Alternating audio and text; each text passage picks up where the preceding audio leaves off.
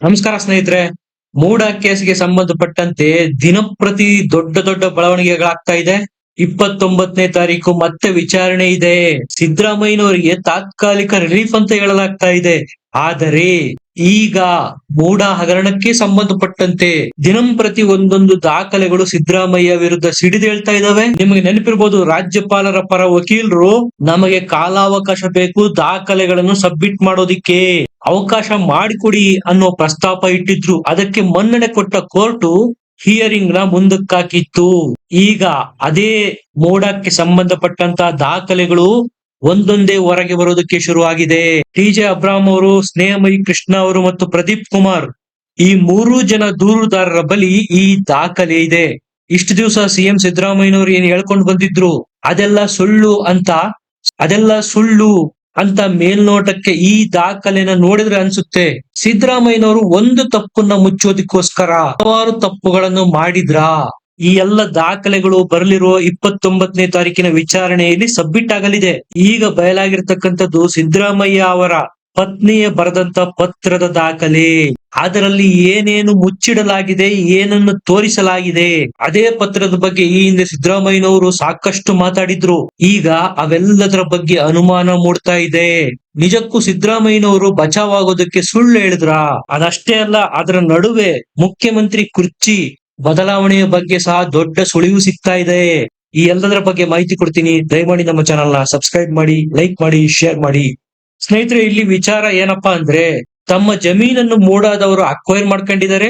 ಅದಕ್ಕೆ ಬದಲಾಗಿ ನಮ್ಗೆ ಸೈಟ್ ಬೇಕು, 50-50 ಅನುಪಾತದಡಿ ನಮ್ಗೆ ಸೈಟ್ ಕೊಡಿ ಅನ್ನುವ ಮನವಿಯನ್ನು ಸಿಎಂ ಅವರ ಪತ್ನಿ ಪಾರ್ವತಮ್ಮ ಅವರು ಮೂಡಕ್ಕೆ ಮಾಡ್ಕೊಂಡಿದ್ರು. ಇದುವರೆಗೂ ಸಿಎಂ ಸಿದ್ದರಾಮಯ್ಯ ಅವರು ಏನ್ ಹೇಳ್ತಾ ಬಂದಿದ್ರು?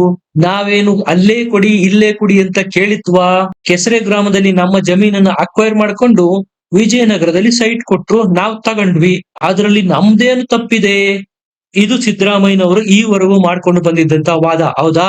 ಈಗ ಬಯಲಾಗಿದೆ, ಪತ್ರದಲ್ಲಿ ಇದನ್ನು ಅಡಗಿಸಿಡಲಾಗಿದೆ.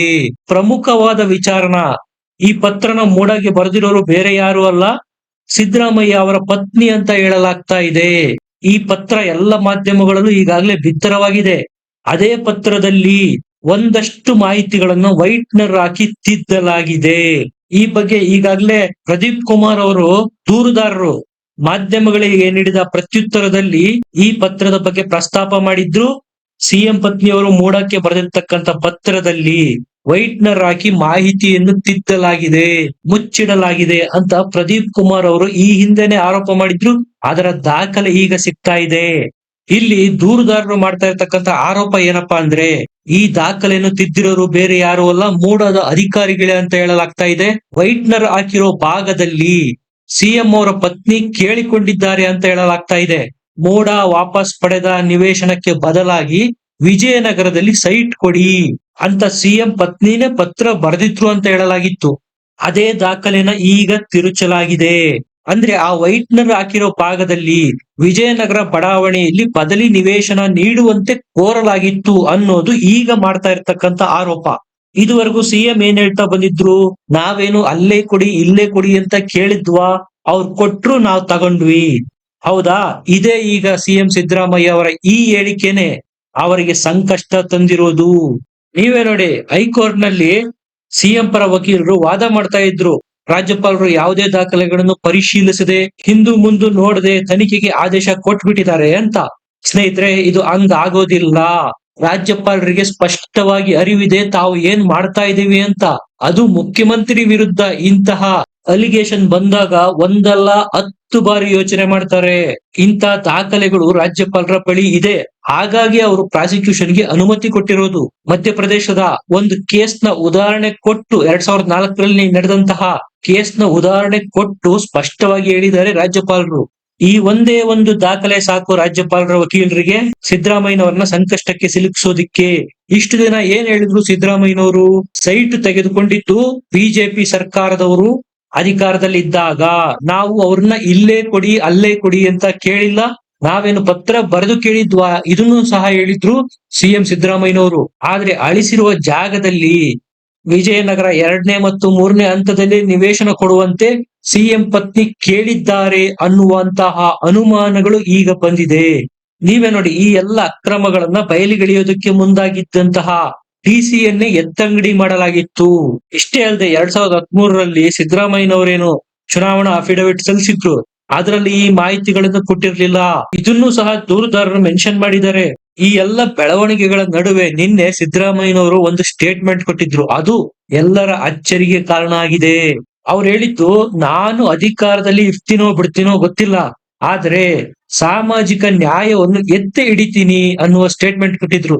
ಇದರ ಅರ್ಥ ಸಿದ್ದರಾಮಯ್ಯನವರಿಗೆ ಈಗಾಗಲೇ ಗೊತ್ತಾಗಿ ಹೋಗಿದೆ, ಇದು ನನ್ನ ಬುಡಕ್ಕೆ ಬಂದಿದೆ ಅಂತ. ಹೆಚ್ಚು ಕಡಿಮೆ ಮಾನಸಿಕವಾಗಿ ಸಿದ್ಧವಾದ್ರ ಸಿದ್ದರಾಮಯ್ಯನವರು ರಾಜೀನಾಮೆ ಕೊಡೋದಿಕ್ಕೆ?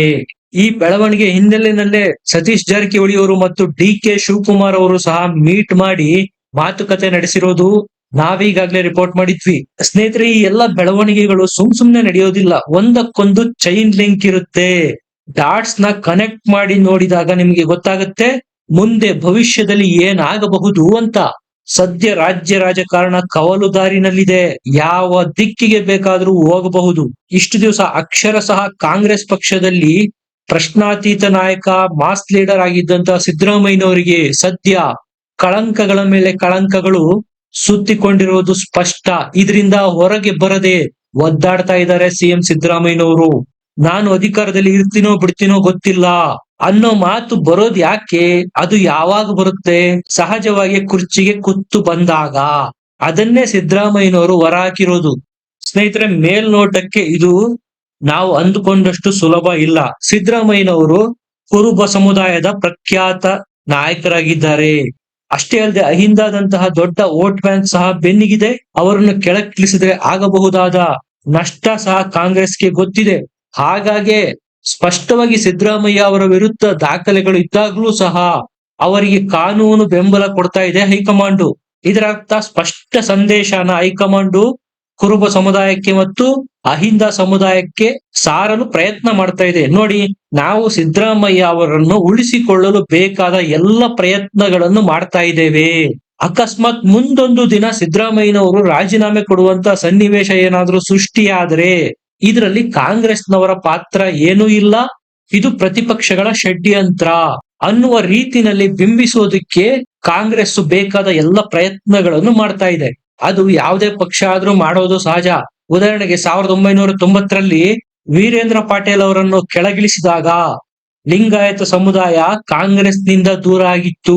ಇಲ್ಲಿಯವರೆಗೂ ಲಿಂಗಾಯತ ಸಮುದಾಯದ ವಿಶ್ವಾಸ ಗಳಿಸೋದಿಕ್ಕೆ ಕಾಂಗ್ರೆಸ್ ಕೈಲಿ ಸಾಧ್ಯ ಆಗಿಲ್ಲ. ಮೂರನೇ ಅತಿ ದೊಡ್ಡ ಸಮುದಾಯ ಆಗಿರ್ತಕ್ಕಂಥ ಕುರುಬ ಸಮುದಾಯದ ಸಿದ್ದರಾಮಯ್ಯನವರನ್ನೇನಾದ್ರೂ ಕೆಳಗಿಳಿಸಿದ್ರೆ ಕಾಂಗ್ರೆಸ್ನ ಅಧಪತನ ಶುರುವಾಗುತ್ತೆ ಅನ್ನೋದು ಕಾಂಗ್ರೆಸ್ಸಿಗರಿಗೂ ಗೊತ್ತು. ಸ್ನೇಹಿತರೆ, ಕಾನೂನಿನ ಮುಂದೆ ಎಲ್ಲರೂ ತಲೆಬಾಗಲೇಬೇಕಾಗತ್ತೆ. ಸಿದ್ದರಾಮಯ್ಯನವರು ತಪ್ಪು ಮಾಡಿಲ್ಲ ಅಂತ ಹೇಳಿದ್ರೆ ಅದಕ್ಕೆ ಸೂಕ್ತ ದಾಖಲೆಗಳನ್ನು ಕೋರ್ಟ್ಗೆ ಸಬ್ಮಿಟ್ ಮಾಡ್ತಾರೆ, ಆದ್ರಿಂದ ಹೊರಗ್ ಬರ್ತಾರೆ. ಅಥವಾ ಒಂದು ವೇಳೆ ತಪ್ಪು ಮಾಡಿದ್ದೇ ಆದರೆ ಅದಕ್ಕೆ ತಕ್ಕ ಶಿಕ್ಷೆಯನ್ನು ಸಹ ಅನುಭವಿಸ್ತಾರೆ. ಅದಕ್ಕೆ ಹೇಳಿದ್ದು ನಾನು, ಈಗ ಸದ್ಯ ರಾಜ್ಯ ರಾಜಕಾರಣ ಕವಲು ದಾರಿನಲ್ಲಿದೆ, ಯಾವ ಮೋಡ್ ಬೇಕಾದ್ರೂ ತೆಗೆದುಕೊಳ್ಳಬಹುದು. ಕಾಂಗ್ರೆಸ್ನವರು ಬೇಕಾಗಿರ್ತಕ್ಕಂಥ ಪ್ಲಾನ್ ಬಿ ನ ಈಗಾಗಲೇ ರೆಡಿ ಮಾಡಿ ಇಟ್ಕೊಂಡಿದ್ದಾರೆ. ಹಾಗಾಗಿ ಸತೀಶ್ ಜಾರಕಿಹೊಳಿ ಮತ್ತು ಡಿ.ಕೆ. ಶಿವಕುಮಾರ್ ಅವರ ಮೀಟಿಂಗ್ ಆಗಿರೋದು. ನಿಮಗೇನ್ ಅನ್ಸುತ್ತೆ? ಅನಿಸಿಕೆಗಳನ್ನು ಕಮೆಂಟ್ ಮಾಡಿ ತಿಳಿಸಿ, ಲೈಕ್ ಮಾಡಿ, ಶೇರ್ ಮಾಡಿ, ನಮ್ಮ ಚಾನೆಲ್ ನ ಸಬ್ಸ್ಕ್ರೈಬ್ ಮಾಡಿ. ಮತ್ತೆ ಸಿಗೋಣ. ನಮಸ್ಕಾರ.